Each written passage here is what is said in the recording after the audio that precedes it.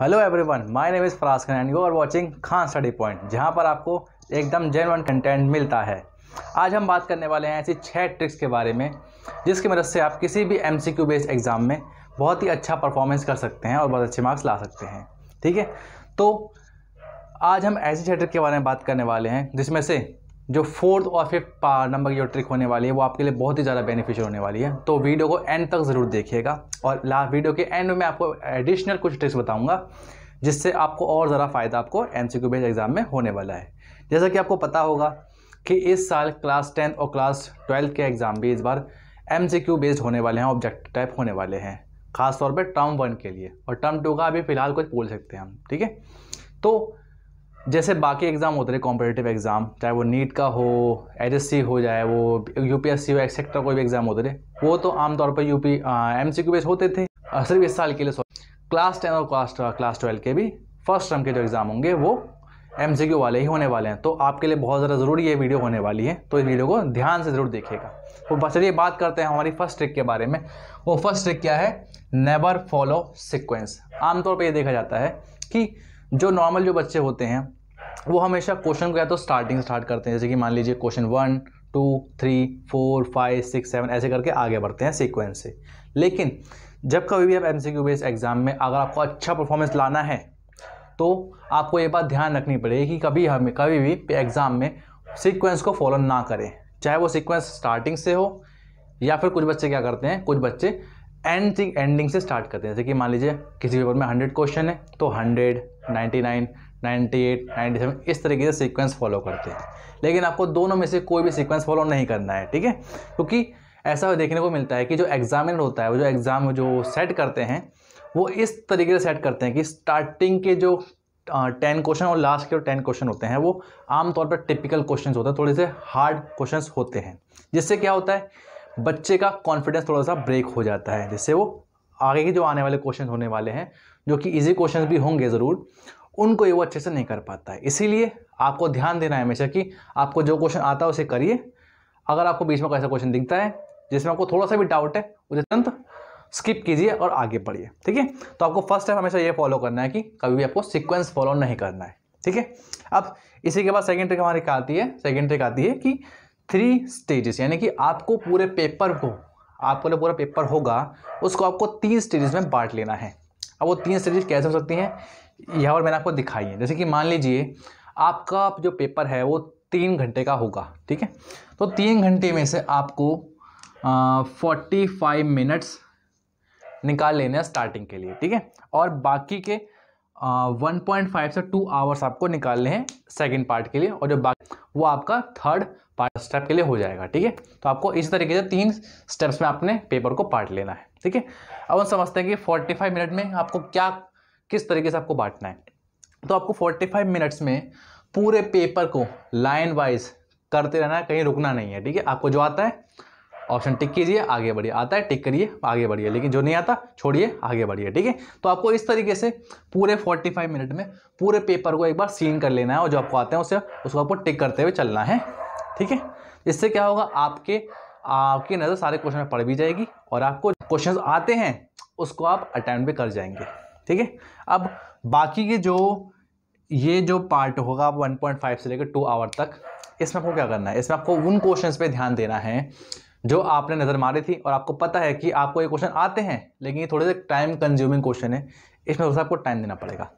तो आप ऐसे क्वेश्चन को फिर इस टाइम पीरियड में सेकेंड स्टेज में आप अप्लाई कर सकते हैं, सॉल्व करने की कोशिश कर सकते हैं। ठीक है, आप तो इस पार्ट में आप जो भी क्वेश्चन आप सॉल्व कर सकते हैं सॉल्व कीजिएगा, और कुछ क्वेश्चन आपके रह भी जाएंगे तो कोई बात नहीं। ठीक है, आप फिर भी इस वाले पार्ट में मैक्सिमम क्वेश्चन अगर आपको आते होंगे, आपने पढ़े होंगे ठीक से, तो आप सॉल्व कर पाएंगे।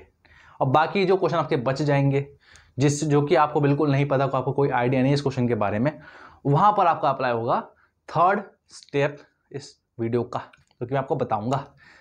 तो थर्ड ट्रिक होती है हमारी एलिमिनेट ऑप्शन वाली टेक्निक। यानी इसमें हम क्या करेंगे, फालतू जो ऑप्शंस होंगे जो हमें लगता है कि ये तो ज़बरदस्ती इस पर घुसेड़ा गया है यहाँ पर, ठीक है, तो सबसे अलग ऑप्शन आ रहे हैं, उसको हम जल्द से जल्द उसे अपने ऑप्शन लिस्ट से हटाएं। ठीक है, तो इसमें हमें 2 तरीके अपनाने होंगे। फर्स्ट क्या है, रिमूव ऑफसेट वैल्यूज़, यानी कि आपको सबसे अलग दिखने वाली सबसे अजीब वैल्यू को हटा देना है आपके ऑप्शंस में से। जैसे कि मान लीजिए आपको कोई क्वेश्चन है और उस क्वेश्चन के मान लीजिए जो फर्स्ट ऑप्शन ए है उसकी वैल्यू है 17, ठीक है। जो ऑप्शन बी है उसकी वैल्यू मान लीजिए 18 है, ऑप्शन सी की वैल्यू मान लीजिए 20 है, और ऑप्शन डी की वैल्यू मान लीजिए है आपकी 70, ठीक है। तो आपको ये 4 वैल्यू दी गई है। अब आपको क्या दिख रहा है, आपको इन सब में से सबसे अलग वैल्यू दिख रही है, वो आपको दिख रही है 70, क्योंकि 70 इन सबसे बहुत ज़्यादा दूर है, सबसे ज़्यादा डिस्टेंस पे है, ठीक है ना। तो आपको लगेगा कि ये वैल्यू सबसे ज़्यादा अलग है, इस वैल्यू के होने के चांस सबसे कम होंगे, ठीक है। क्योंकि साइकोलॉजी क्या कहती है, साइकोलॉजी ये कहती है कि जो वैल्यू जो ऑप्शन में जो वैल्यू आपको दी गई है, अगर वो वैल्यू बाकी सब ऑप्शन से बहुत ज़्यादा डिफरेंट है, बहुत ज़्यादा अलग है, तो उसके होने की चांस बहुत ही कम है, क्योंकि इसको ज़बरदस्ती यहाँ पर डाला गया है, ठीक है। क्योंकि आमतौर पे क्या होता है कि जो आपका राइट आंसर होना होता है और जो बाकी के जो ऑप्शन होते हैं उसमें आपको बहुत ज़्यादा कन्फ्यूजन के लिए बहुत ही पास की वैल्यू आपको दी जाती है। जैसे कि आपको दिया गया है 17, 18 और 20, बहुत ही आसपास के डिजिट्स हैं, नंबर्स हैं, ठीक है। तो आपका आंसर इन्हीं में से कोई एक होगा।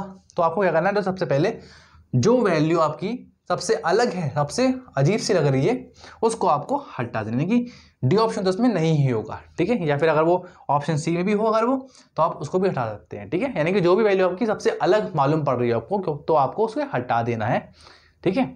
अब अगर मान लीजिए इसके अलावा अगर आपको किसी भी क्वेश्चन में दिख जाए ऑल ऑफ द अबव या फिर नन ऑफ द अबव, अगर आपको ये ऑप्शन दिख जाए, तो आपको क्या करना है कि क्योंकि 95% केसेस में देखा जाता है कि आपका चाहे कोई भी एग्ज़ाम हो, चाहे वो यूपीएससी का हो, एचएससी का हो, नीट का हो, जेईई का, कोई भी एग्ज़ाम हो आपका एमसीक्यू बेस्ड, तो वहाँ पर ज़्यादा चांस है कि 95% आपको ये देखा गया है रिसर्च में कि उसका अगर ऑप्शन दोनों में से कोई एक है तो आपका राइट आंसर आपका यही होगा या फिर ये होगा, ठीक है।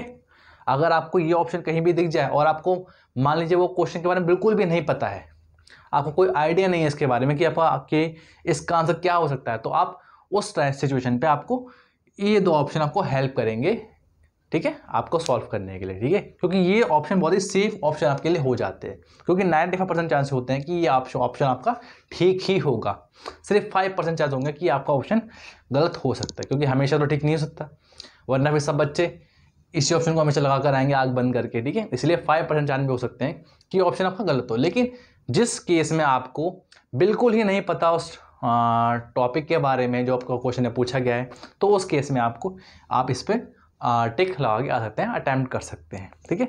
तो आपको इन दो तरीकों पे ध्यान देना है, ठीक है, कि सबसे पहले आपको सबसे अजीब वैल्यू को, जो सबसे अलग वैल्यू दिख रही है आपको, उसको आपको हटा देना है, या फिर आपको अगर आपको दोनों में से कोई ऑप्शन दिख जाए तो आपको ज़्यादा से ज़्यादा केसेस में आपको इन्हीं पर टिक लगाकर आना है, आंसर टिक करके आना है, ठीक है। तो ट्रिक नंबर 4 क्या कहते हैं हमारे कि मोस्ट प्रोबेबल ऑप्शन क्या हो सकते हैं किसी भी क्वेश्चन के, ठीक है।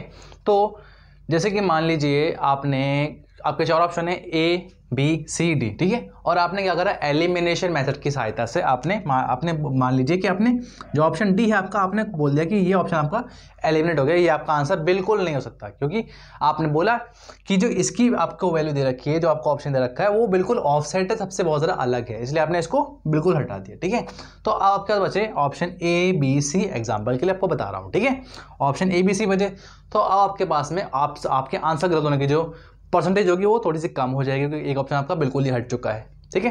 अब ऑप्शन ए बी सी बचे। अब साइकोलॉजिकली क्या होता है, जो भी एग्जामिनर जो पेपर सेट करते हैं, ठीक है, वो ज़्यादातर कोशिश ये करते हैं कि जो ऑप्शन ए है वो बहुत ही कम उसका आंसर हो, ठीक है। साइकोलॉजी क्या होता है, रिसर्च में बहुत ये बात प्रूफ हो चुकी है, ठीक है।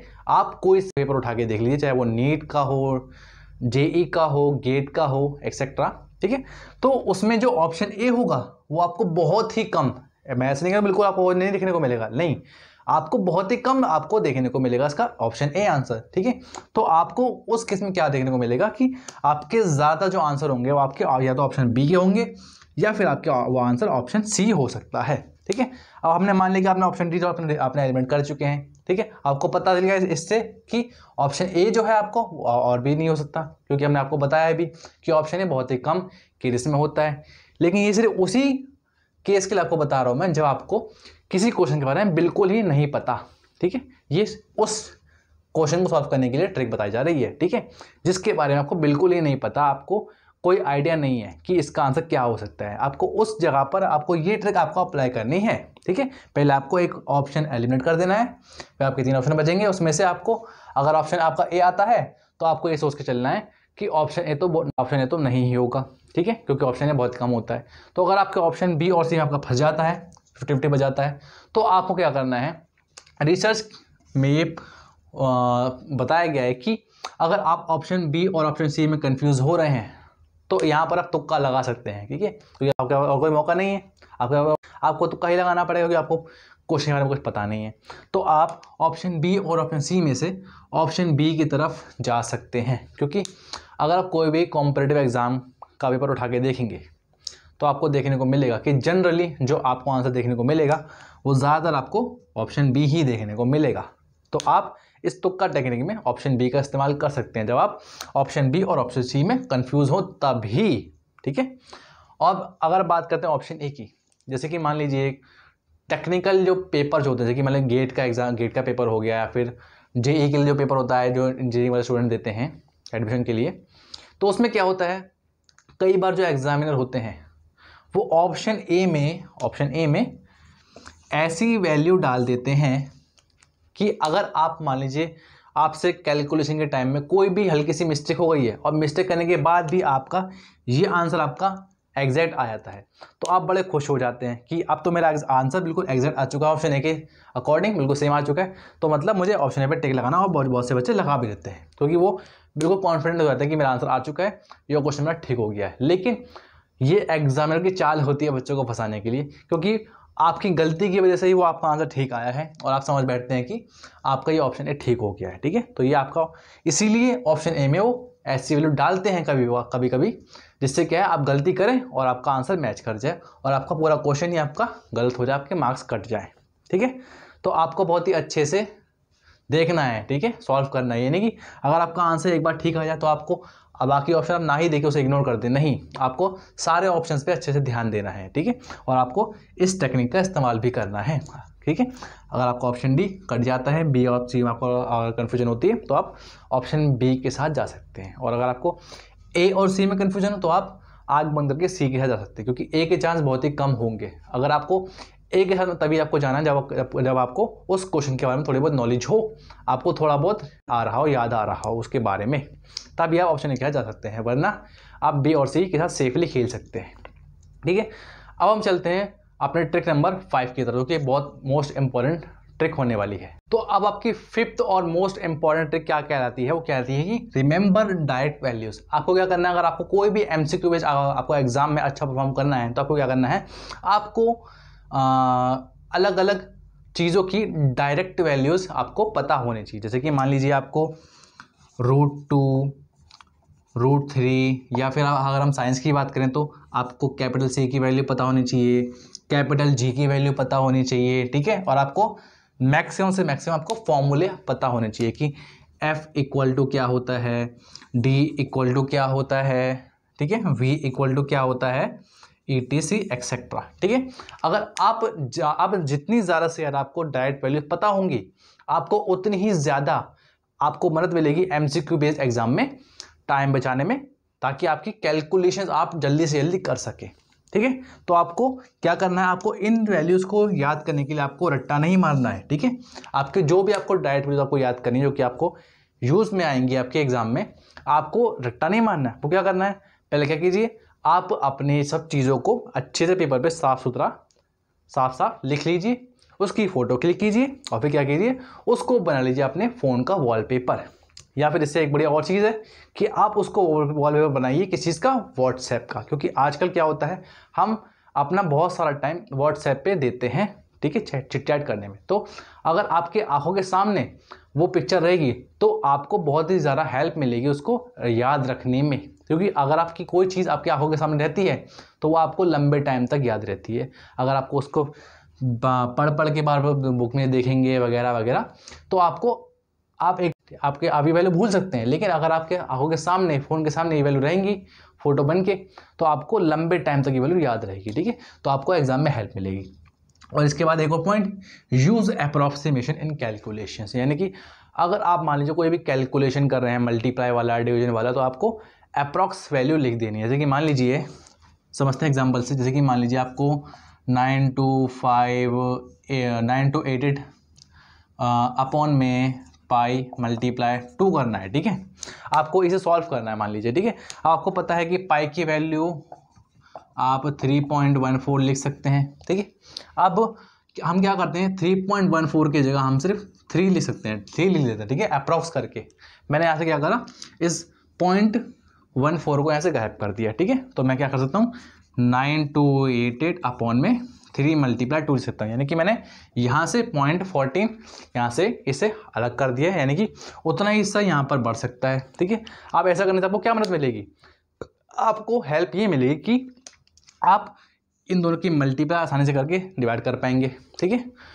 और इसका जो आंसर आएगा वो आपका आंसर, आपके जो आपका करेक्ट आंसर होने वाला ऑप्शन में से उसके आसपास आपका आंसर आ जाएगा, वो भी जल्दी आएगा। क्योंकि अगर आप इस पूरे वैल्यू को लेके, पॉइंट वैल्यू को लेकर आप अगर सॉल्व करेंगे तो आपको टाइम ज़्यादा लगेगा, ठीक है। और आपके हो सकता है कि आपके बीच में कहीं ना कहीं गलती हो जाए और आपका आंसर मिसमैच हो जाए और आप वो क्वेश्चन ठीक से ना कर पाए। लेकिन आप इस तरीके से अगर आप करते हैं अप्रॉक्सीमेशन की टेक्निक से, ठीक है, तो आपका आंसर जल्दी भी आएगा और उस करेक्ट वैल्यू के आसपास भी आएगा, जिससे आप श्योर हो सकते हैं कि आपका ये option, B option, C option, जो भी आपका ऑप्शन होगा वो आपका करेक्ट है और आप उस पर टिक लगा सकते हैं, राइट लगा सकते हैं, ठीक है।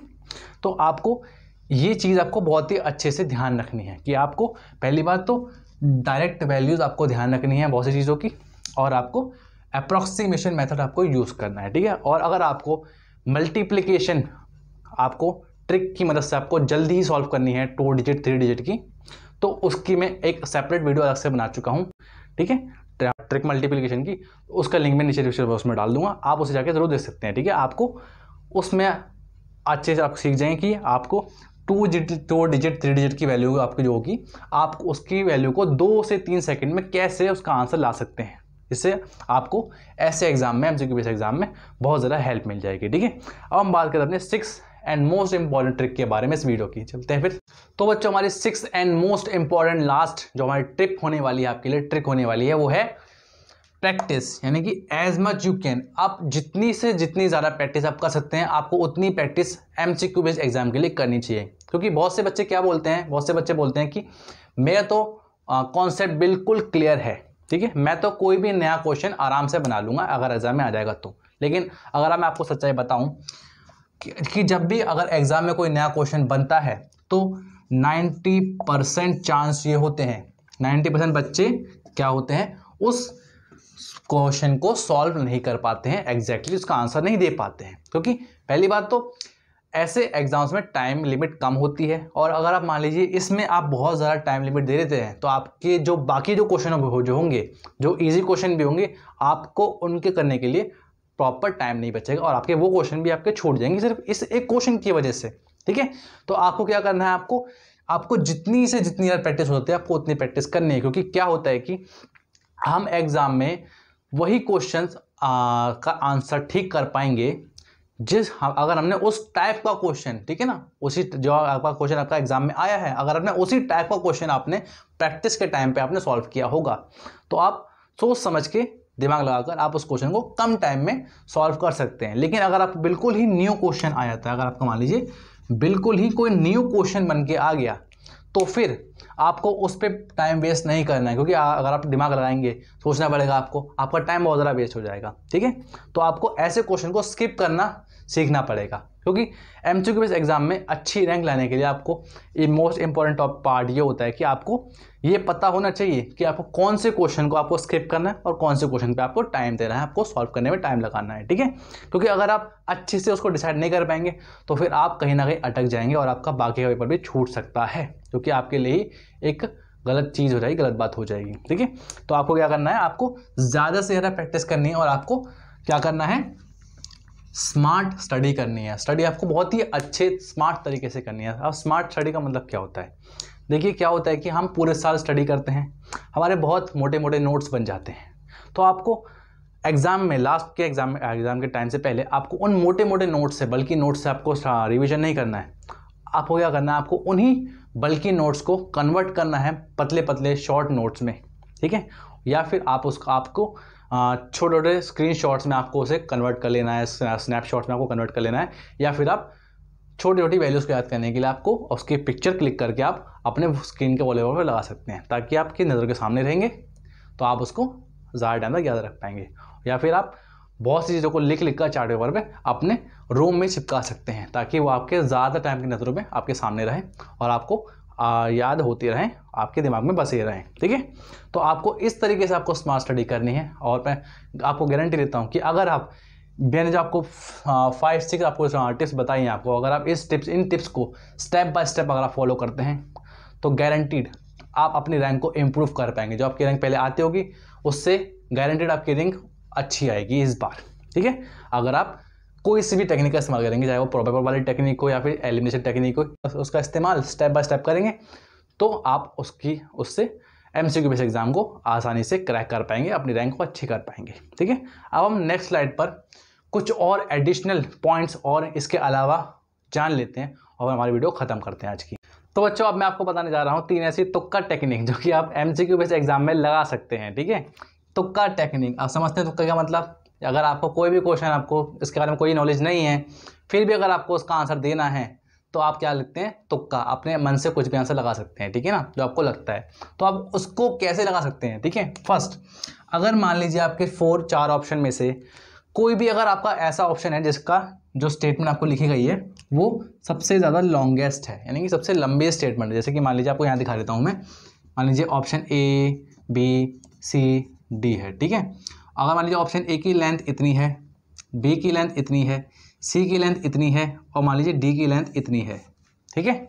अब सबसे लंबी लेंथ इसमें से किसकी है? ऑप्शन C की है, और ऑप्शन, इसे थोड़ा सा बढ़ाते हैं, ऑप्शन D की है, ठीक है ना। तो आपको क्या करना है, जिसकी लेंथ सबसे छोटी है आप उसमें एलिमिनेशन मेथड का इस्तेमाल कर सकते हैं, यानी कि आपका ऑप्शन A ऑप्शन B से वो कैंसिल आउट कर सकते हैं, यानी कि ऑप्शन B इसका आंसर नहीं हो सकते, तो आपको ऑप्शन C ऑप्शन D में से चूज करना है, ठीक है। अब आपने पहली बात कर चुके हैं कि अगर आप ऑप्शन C ऑप्शन D में से अगर आप चूज करना चाहते हैं तो आप मैक्सिमम तौर पर ऑप्शन C को चूज कर सकते हैं, क्योंकि ऑप्शन A और ऑप्शन D बहुत ही कम examiner as a option answer का ऑप्शन चूज करते हैं, ठीक है। तो आप इसमें ऑप्शन C के साथ में जा सकते हैं, यानी, या फिर अगर आप ऑप्शन B और D में कंफ्यूज है तो आप B के साथ में जा सकते हैं, क्योंकि मोस्ट प्रोबेबल ऑप्शन आपका ऑप्शन B हो सकता है as compared to option A and option D, ठीक है। तो ये तो आ गई आपकी फर्स्ट वाले की बात कि अगर आपको किसी भी क्वेश्चन में सबसे, अगर कोई स्टेटमेंट बहुत लंबे आपको दिखाई दे तो आपका मैक्सिमम तौर पर, यानी कि हम बोल सकते हैं कि 90 to 95% जो चांस होता है कि वही आपका आंसर हो सकता है, चाहे आपका वो एग्जाम किसी भी लेवल का क्यों ना हो, SSC का हो, बोर्ड एग्जाम का हो, कोई सी भी लेवल का हो, ठीक है। अब अगला जो ट्रिक है वो क्या है? 3 questions together generally did not have same answer. जैसे कि मान लीजिए आपका क्वेश्चन 1 है, क्वेश्चन 2 है, क्वेश्चन 3 है, ठीक है। आपका क्वेश्चन 1 2 3 है, मान लीजिए आपका क्वेश्चन 1 का आंसर आपका ऑप्शन A आया है करेक्ट, ठीक है, आपको पता भी है, ठीक है। और अगर आपका क्वेश्चन 3 का आंसर ऑप्शन C आया है, ठीक है।